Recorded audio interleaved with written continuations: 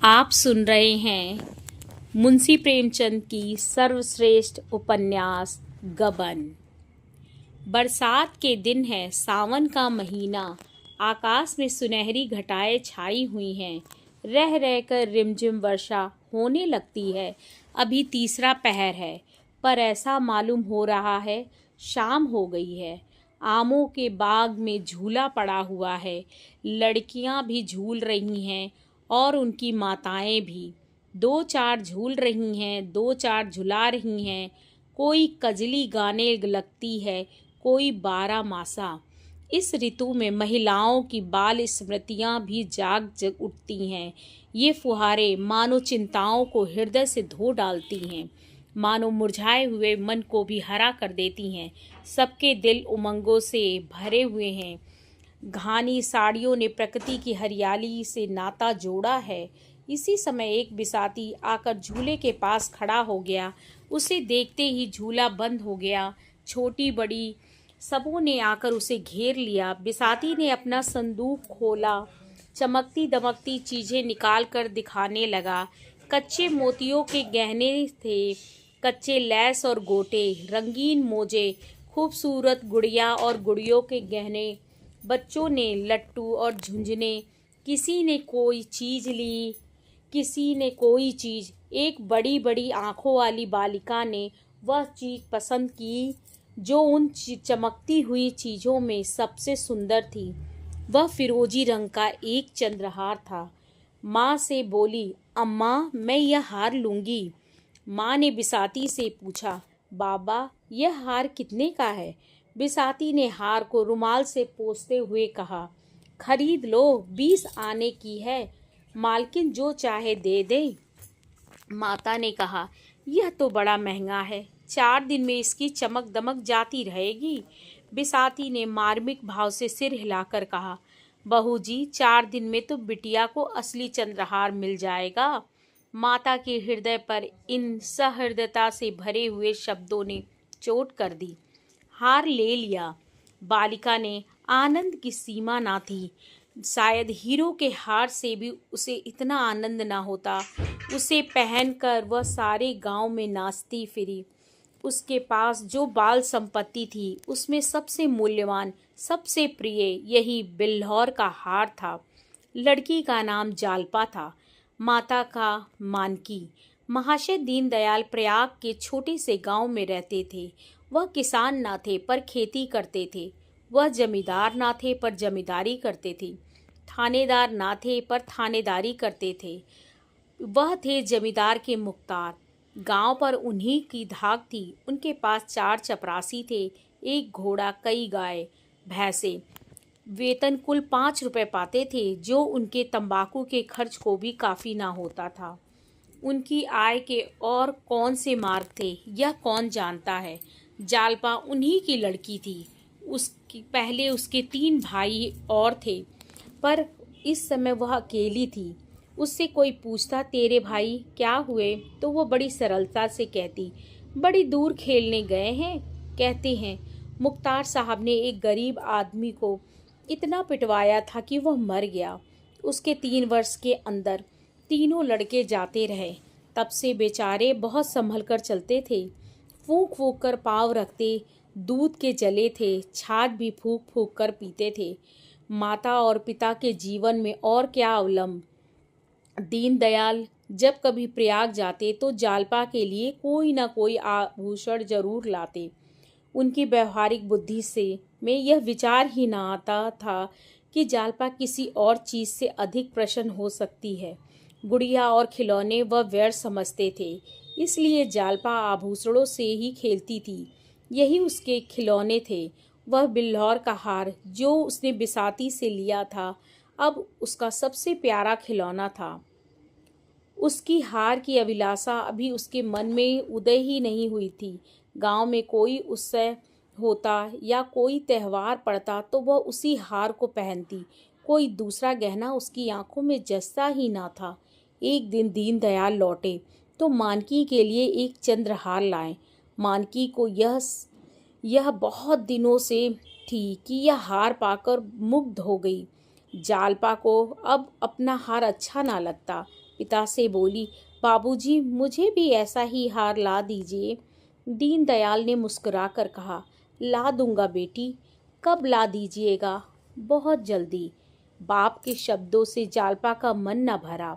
उसने माता से जाकर कहा, अम्मा जी मुझे भी अपना सा हार बनवा दो। माँ, वह तो बहुत रुपयों में बनेगा बेटी। जालपा, तुमने अपने लिए बनवाया है, मेरे लिए क्यों नहीं बनवाती?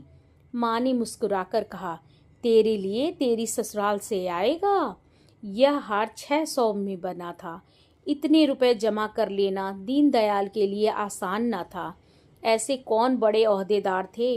बरसों में कहीं यह हार बनने की नौबत आई। जीवन में फिर कभी इतने रुपए आएंगे, इसमें उन्हें संदेह था। जालपा लजाकर भाग गई, पर यह शब्द उसके हृदय में अंकित हो गए। ससुराल उसके लिए अब उतनी भयंकर ना थी। ससुराल से चंद्रहार आएगा। वहाँ के लोग उसे माता पिता से अधिक प्यार करेंगे। तभी तो जो चीज़ ये लोग नहीं बनवा सकते वह वहाँ से आएगी। लेकिन ससुराल से ना आए तो उसके सामने 3 लड़कियों के विवाह हो चुके थे। किसी की ससुराल से चंद्रहार ना आया था। कहीं उसकी ससुराल से भी ना आया तो उसने सोचा, तो क्या माताजी अपना हार मुझे दे देंगी? अवश्य दे देंगी। इस तरह हंसते खेलते 7 वर्ष कट गए और वह दिन भी आ गया जब उसकी चिर संचित अभिलाषा पूरी होगी। मुंशी दीनदयाल की जान पहचान के आदमियों में एक महाशय दयानाथ थे। बड़े ही सज्जन और सहृदय। कचहरी में नौकर थे और 50 रुपए वेतन पाते थे। दीनदयाल अदालत के कीड़े थे। दयानाथ को उनसे सैकड़ों ही बार काम पड़ चुका था। चाहते तो हजारों रुपए वसूल करते, पर कभी एक पैसे के भी रवादार नहीं हुए थे। दीनदयाल के साथ ही उनका यह सलूक ना था, उनका स्वभाव था। यह बात भी ना थी कि वह बहुत ऊंचे आदर्श के आदमी हो, पर रिश्वत को हराम समझते थे। शायद इसलिए कि वह अपनी आंखों से इस तरह के दृश्य देख चुके थे। किसी को जेल जाते देखा था, किसी को संतान से हाथ धोते, किसी को दुर्व्यसनों के पंजे में फंसते। ऐसी उन्हें कोई मिसाल ना मिलती जिसने रिश्वत लेकर चैन किया हो। उनकी यह धारणा हो गई थी कि हराम की कमाई हराम में ही जाती है। यह बात वह कभी ना भूलते। इस जमाने में 50 रुपए की भुगत ही क्या, 5 आदमियों का पालन बड़ी मुश्किल से होता है। लड़के अच्छे कपड़ों को तरसते, स्त्री गहनों को तरसती, पर दयानाथ विचलित ना होते थे। बड़ा लड़का 2 ही महीने तक कॉलेज में रहने के बाद पढ़ना छोड़ बैठा। पिता ने साफ कह दिया, मैं तुम्हारी डिग्री के लिए सबको भूखा और नंगा नहीं रख सकता। पढ़ना चाहते हो तो अपने पुरुषार्थ से पढ़ो। बहुतों ने किया, तुम भी कर सकते हो। लेकिन रमानाथ में इतनी लगन ना थी। इधर 2 साल से वह बिल्कुल बेकार था। शतरंज खेलता, सैर सपाटे करता, माँ और छोटे भाइयों पर रौब जमाता। दोस्तों की बदौलत शौक को पूरा होता रहता। किसी का चेस्टर मांग लिया और शाम को हवा खाने निकल गए। किसी का पंप शू पहन लिया, किसी की घड़ी कलाई पर बांधा ली।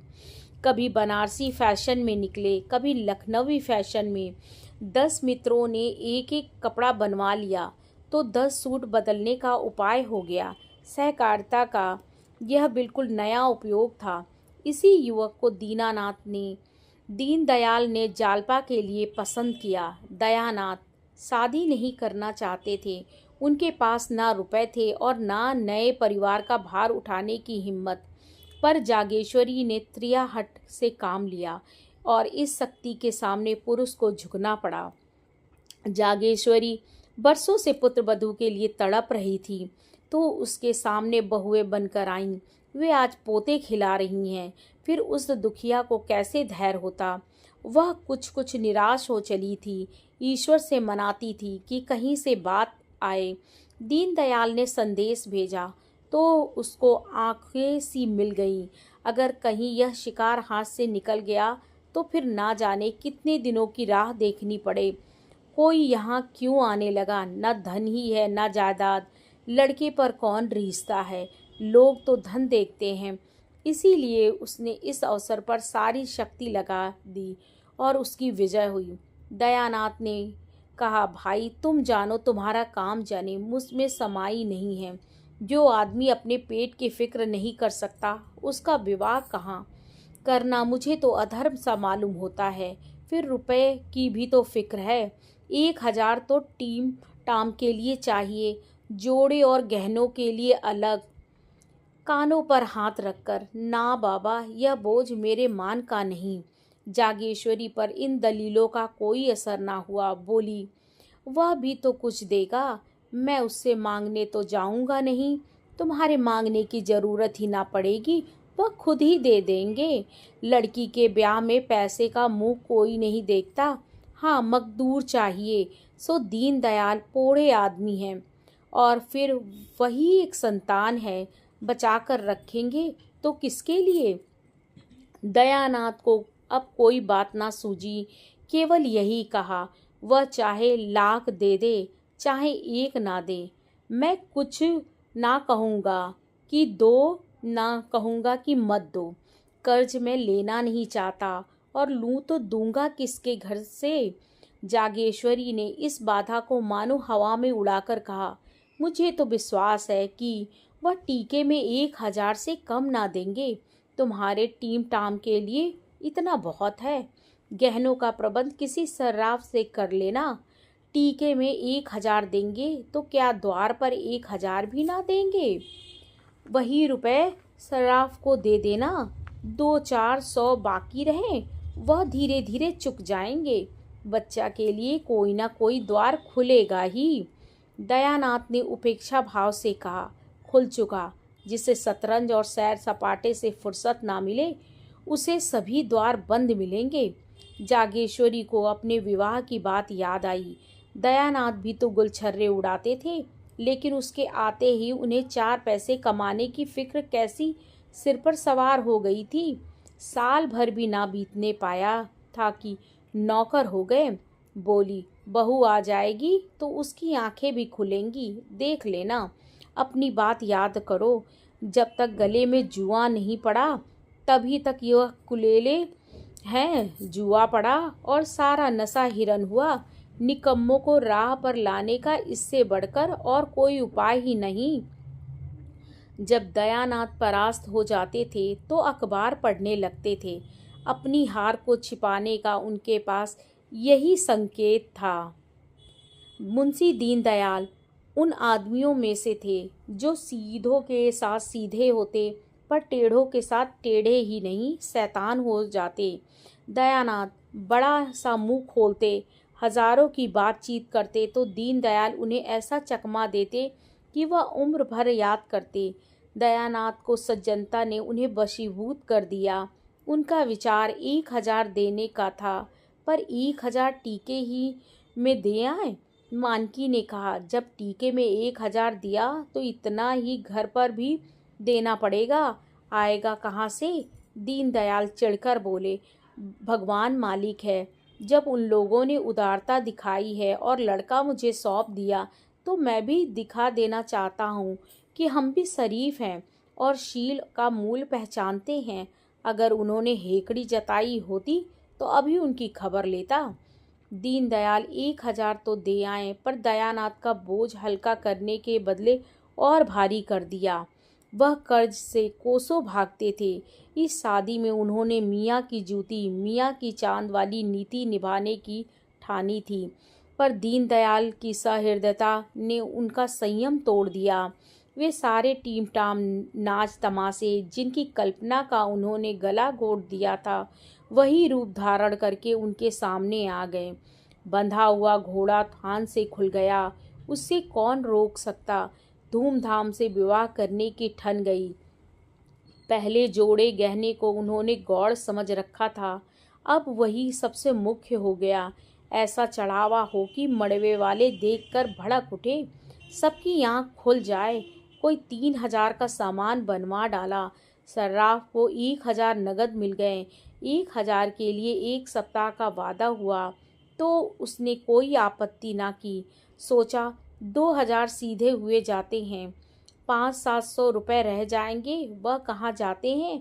व्यापारी की लागत निकल आती है तो नगद को तत्काल पाने के लिए आग्रह नहीं करता। फिर भी चंद्रहार की कसर रह गई। जड़ाऊ चंद्रहार 1000 से नीचे अच्छा नहीं मिल सकता था। दयानाथ का जी तो लहराया कि लगे हाथ उसे भी ले लो, किसी को नाक सिकोड़ने की जगह तो ना रहेगी। पर जागेश्वरी इस पर राजी ना हुई।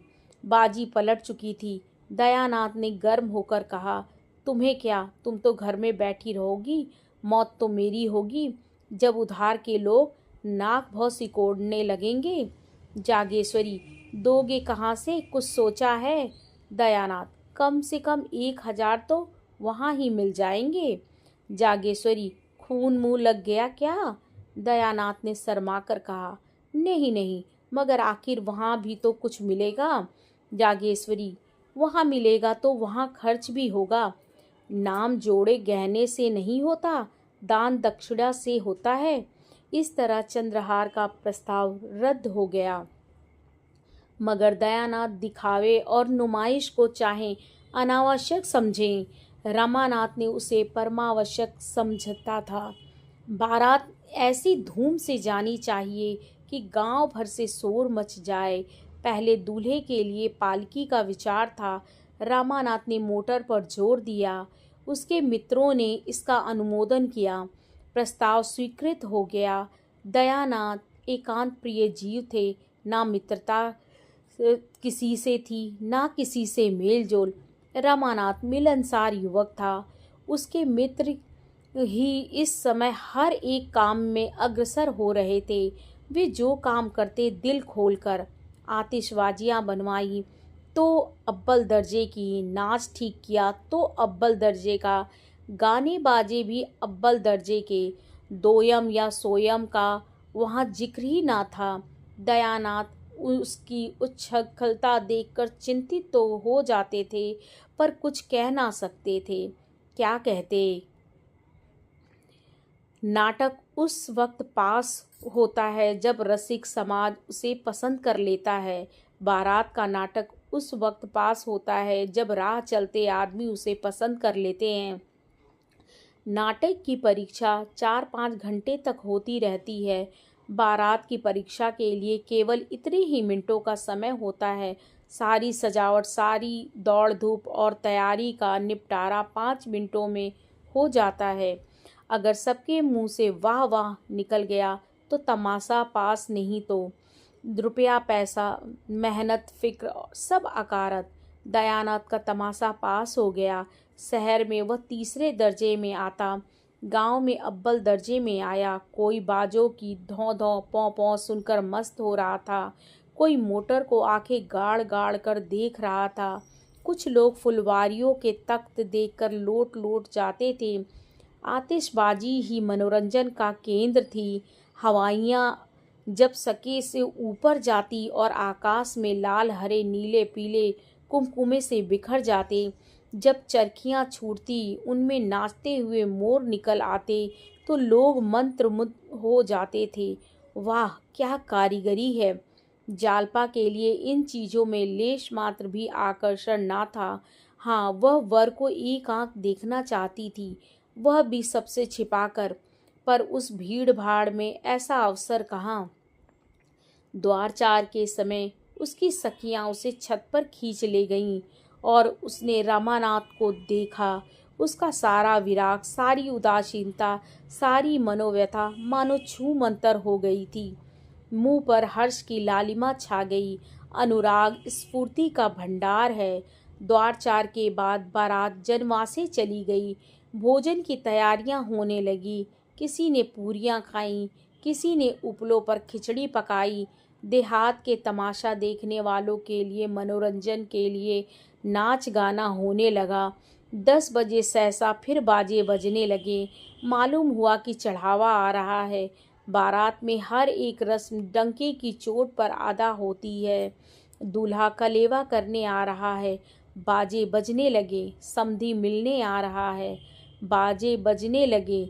चढ़ावा ज्यों पहुंचा, घर में हलचल मच गई। स्त्री पुरुष बूढ़े जवान सब चढ़ावा देखने के लिए उत्सुक हो उठे। जो ही किश्तियाँ मंडप में पहुंची, लोग सब काम छोड़कर देखने दौड़े। आपस में धक्कम धक्का होने लगा। मानकी प्यास से बेहाल हो रही थी, कंठ सूखा जाता था। चढ़ावा आते ही प्यास भाग गई। दीनदयाल मारे भूख प्यास के निर्जीव से पड़े थे। यह समाचार सुनते ही सचेत होकर दौड़े। मानकी एक एक चीज को निकाल निकाल कर देखने और दिखाने लगी। वहाँ सभी इस कला के विशेषज्ञ थे। मदों ने गहने बनवाए थे, औरतों ने पहने थे। सभी आलोचना करने लगे। चूहे दंती कितनी सुंदर है, कोई 10 तोले की होगी। वाह, 11.5 तोले से रत्ती भर भी कम निकल जाए तो कुछ हार जाऊं। यह शेर दहा तो देखो, क्या हाथ की सफाई है। जी चाहता है कारीगर के हाथ चूम ले। यह भी 12 तोले से कम ना होगा। वाह, कभी देखा भी है 16 तोले से कम निकल जाए तो मुंह ना दिखाऊं। हाँ, माल उतना चोखा नहीं है। यह कंगन तो देखो, बिल्कुल पक्की जड़ाई है। कितना भारी काम है कि आंख नहीं ठहरती। कैसा दमक रहा है, सच्चे नगीने हैं। झूठे नगीनों में यह आप कहाँ। चीज तो यह गुलबंद है। कितने खूबसूरत फूल हैं और उनके बीच के हीरे कैसी चमक रहे हैं। किसी बंगाली सुनार ने बनाया होगा। क्या बंगालियों ने कारीगरी का ठेका ले लिया है। हमारे देश में एक से एक कारीगर पड़े हुए हैं। बंगाली सुनार बेचारे उनकी क्या बराबरी करेंगे। इसी तरह एक एक चीज की आलोचना होती रही। सहसा किसी ने कहा, चंद्रहार नहीं है क्या। मानकी ने रोनी सूरत बनाकर कहा, नहीं, चंद्रहार नहीं आया। एक महिला बोली, अरे, चंद्रहार नहीं आया। दीनदयाल ने गंभीर भाव से कहा, और सभी चीजें तो हैं, एक चंद्रहार ही तो नहीं है। उसी महिला ने मुंह बनाकर कहा, चंद्रहार की बात ही और है। मानकी ने चढ़ाव को सामने से हटाकर कहा, बेचारी के भाग में चंद्रहार लिखा ही नहीं है। इस गोलाकार जमघट के पीछे अंधेरे में आशा और आकांक्षा की मूर्ति सी जालपा भी खड़ी थी और सब गहनों के नाम कान में आते थे। चंद्रहार का नाम ना आता था। उसकी छाती धक धक कर रही थी। चंद्रहार नहीं है क्या, शायद सबके नीचे हो। इस तरह वह मन को समझाती रही। जब मालूम हो गया चंद्रहार नहीं है तो उसके कलेजे पर चोट सी लग गई। मालूम हुआ देह में रक्त की बूंद भी नहीं है, मानो उसे मूर्छा आ जाएगी। वह उन्माद की सी दशा में अपने कमरे में आई और फूट फूट कर रोने लगी। वह लालसा जो आज 7 वर्ष हुए उसके हृदय में अंकुरित हुई थी, जो इस समय पुष्प और पल्लव से लदी खड़ी थी, उस पर वज्रपात हो गया। वह हरा भरा लहलहाता हुआ पौधा जल गया, केवल उसकी राख रह गई। आज ही के दिन पर तो उसकी समस्त आशाएं अवलंबित थीं। दुर्देव ने आज यह अवलंब भी छीन लिया। उस निराशा के आवेग में उसका ऐसा जी चाहने लगा कि अपना मुंह नोच डाले। उसका बस चलता तो वह चढ़ावे के उठाकर आग में फेंक देती। कमरे में एक आले पर शिव की मूर्ति रखी हुई थी। उसने उसे उठाकर ऐसा पटका कि उसकी आशाओं की भांति वह चूर चूर हो गई। उसने निश्चय किया, मैं कोई आभूषण ना पहनूंगी। आभूषण पहनने से होता ही क्या है, रूप विहीन हो। वे अपने गहने से सजाए, मुझे तो ईश्वर ने यूं ही सुंदरी बनाया है। मैं गहने ना पहनकर भी बुरी ना लगूंगी। सस्ती चीजें उठा लाएं, जिसमें रुपए खर्च होते थे, उसका नाम ही ना लिया। अगर गिनती ही गिनानी थी तो इतने ही दामों में इसके दूने गहने आ जाते। वह इसी क्रोध में भरी बैठी थी कि उसकी 3 सखियां आकर खड़ी हो गई। उन्होंने समझा था जालपा को अभी चढ़ाव की कुछ खबर नहीं है। जालपा ने उसे देखते ही आंखें पोंछ डाली और मुस्कुराने लगी। राधा मुस्कुराकर बोली, जालपा, मालूम होता है तूने बड़ी तपस्या की थी। ऐसा चढ़ाव मैंने आज तक नहीं देखा। अब तो तेरी सब साध पूरी हो गई। जालपा ने अपनी लंबी लंबी पलकें उठाकर उसकी ओर ऐसे दीन नजर से देखा मानो जीवन में अब उसके लिए कोई आशा नहीं है। हाँ बहन, सब साध पूरी हो गई। इन शब्दों में कितनी अपार मर्मांतक वेदना भरी हुई थी, इसका अनुमान तीनों युवतियों में कोई भी ना कर सकी। तीनों कौतूहल से उसकी ओर ताकने लगी, मानो उसका आशय उनकी समझ में ना आया हो। बासंती ने कहा, जी चाहता है कारीगर के हाथ चूम लूं। शहजादी बोली, चढ़ावा ऐसा ही होना चाहिए कि देखने वाले भड़क उठे।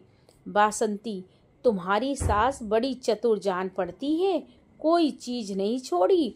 जालपा ने मुंह धरकर कहा, ऐसा ही होगा राधा, और तो सब कुछ है, केवल चंद्रहार नहीं है।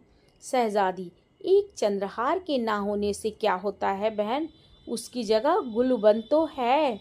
जालपा ने वक्रोक्ति के भाव से कहा, हाँ, देह में एक आँख के ना होने से क्या होता है, और सब अंग होते ही हैं। आँखें हुई तो क्या, ना हुई तो क्या। बालकों के मुंह से गंभीर बातें सुनकर जैसे हमें हंसी आ जाती, उसी तरह जालपा के मुंह से यह लालसा से भरी हुई बातें सुनकर राधा और बासंती अपनी हंसी ना रोक सकी। हाँ, शहजादी को हंसी ना आई। यह आभूषण उसके लिए हंसने की बात नहीं, रोने की बात थी। कृत्रिम सहानुभूति दिखाती हुई बोली, सब ना जाने कहाँ के जंगली हैं कि सब चीजें तो लाएं, चंद्रहार ना लाएं। जो सब गहनों का राजा है, लाला अभी आते हैं तो पूछती हूँ कि तुमने यह कहाँ की रीति निकाली, ऐसा अनर्थ भी कोई करता है। राधा और बासंती दिल में से कांप रही थी कि जालपा कहीं ताड़ ना जाए। उनका बस चलता तो शहजादी का मुंह बंद कर देती, बार बार उसे चुप रहने का इशारा कर रही थी, मगर जालपा को शहजादी का यह व्यंग संवेदना से परिपूर्ण जान पड़ा। सजल नेत्र होकर बोली, क्या करोगी पूछकर बहन, जो होना था सो हो गया। शहजादी, तुम पूछने को कहती हो, मैं रुला कर छोड़ूंगी। मेरे चढ़ाव पर कंगन नहीं आया था, उस वक्त मन ऐसा खाक हुआ कि सारे गहनों पर लात मार दूं। जब तक कंगन ना बन गए मैं नींद भर सोई नहीं। राधा, तो क्या तुम जानती हो जालपा का चंद्रहार ना बनेगा? शहजादी, बनेगा, तब बनेगा, इस अवसर पर तो नहीं बना। 10-5 की चीज तो है नहीं कि जब चाहा बनवा लिया। सैकड़ों का खर्च है, फिर कारीगर तो हमेशा अच्छे नहीं मिलते। जालपा का भंग हृदय शहजादी ही इस बातों से मानो जी उठा। वह रुधे कंठ से बोली, यही तो मैं भी सोचती हूँ बहन, जब आज ना मिला तो फिर क्या मिलेगा। राधा और बसंती मन ही मन शहजादी को कोस रही थीं और थप्पड़ दिखा दिखाकर धमका रही थीं, पर शहजादी को इस वक्त तमाशे का मजा आ रहा था।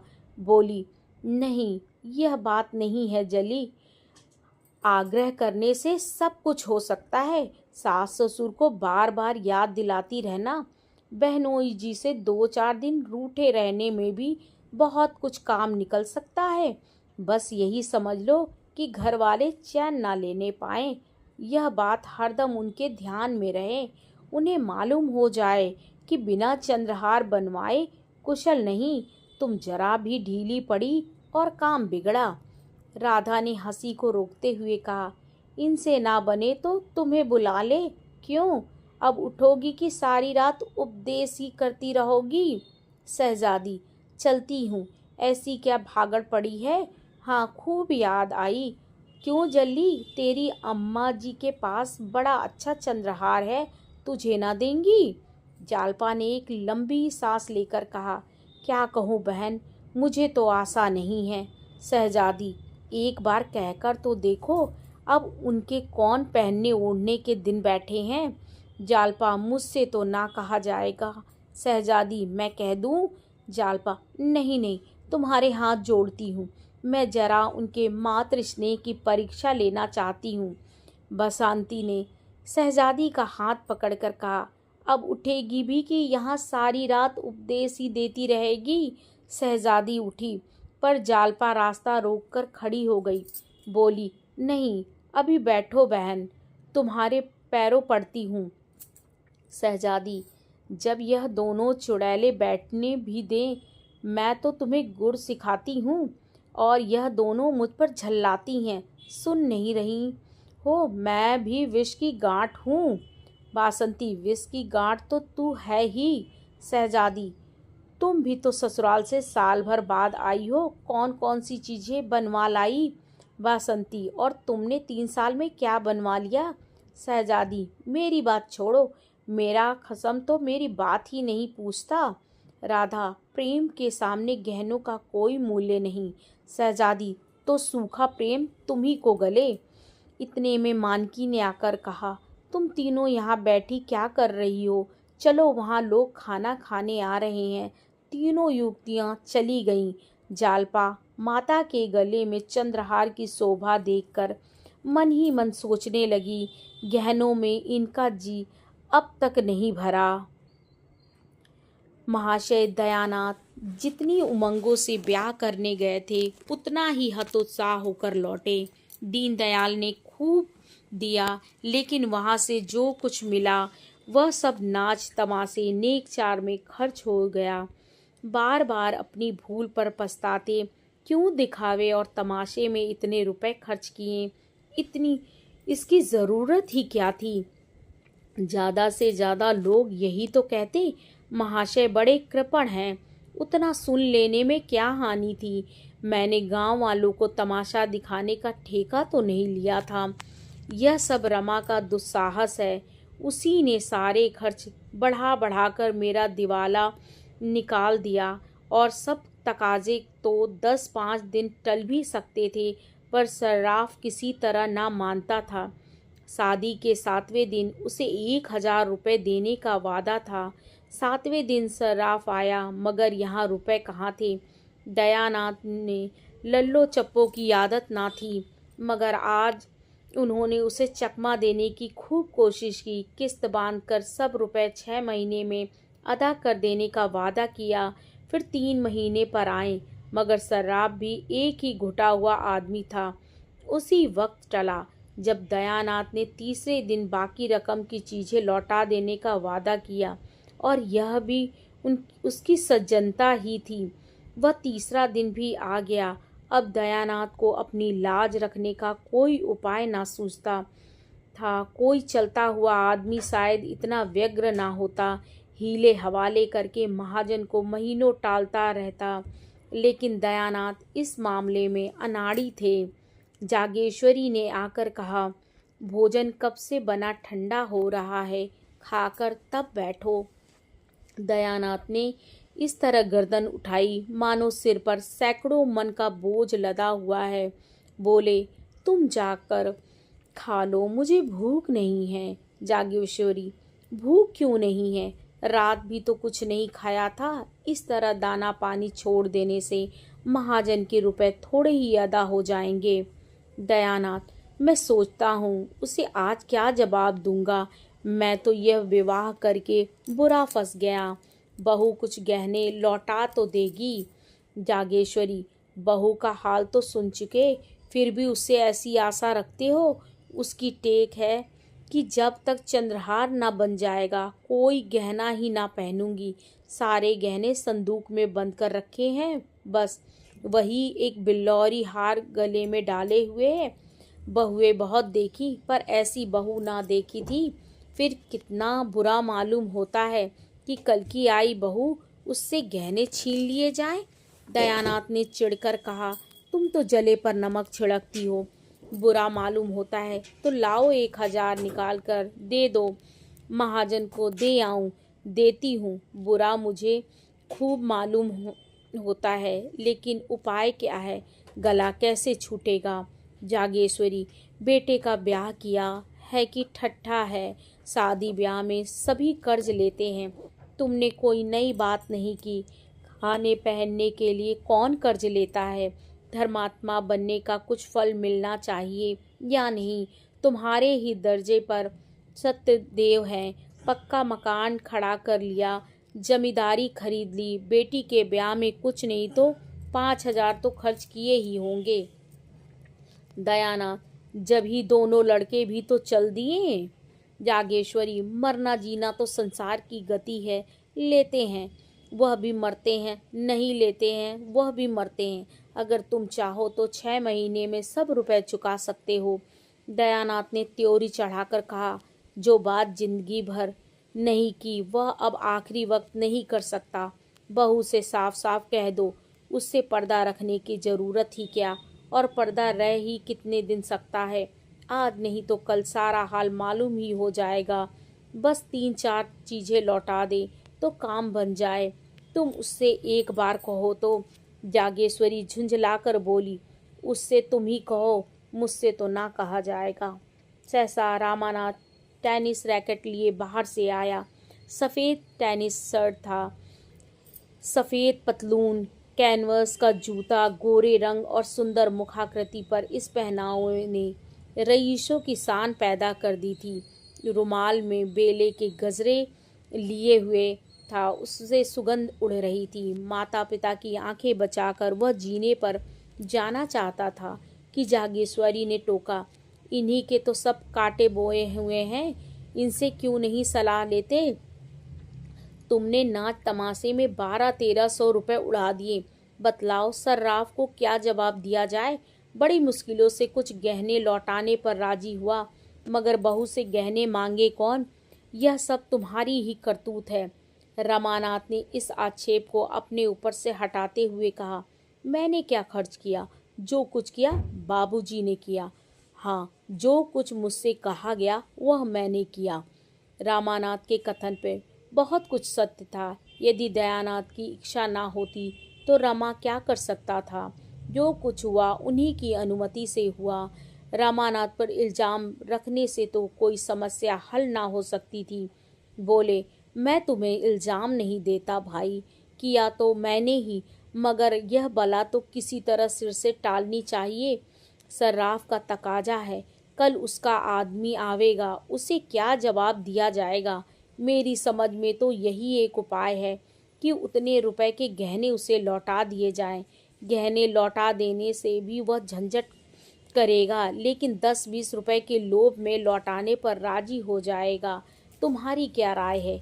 रामानाथ ने शर्माते हुए कहा, मैं इस विषय में क्या सलाह दे सकता हूँ, मगर मैं इतना कह सकता हूँ कि इस प्रस्ताव को वह खुशी से मंजूर ना करेगी।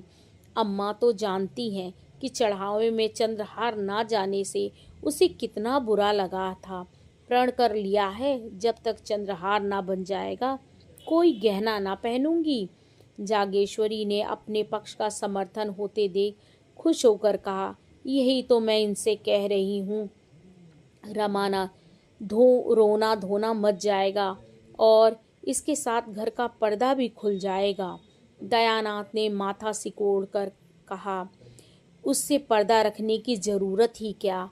अपनी यथार्थ स्थिति को वह जितनी ही जल्दी समझ ले उतना ही अच्छा है। आप सुन रहे थे गबन पार्ट 1।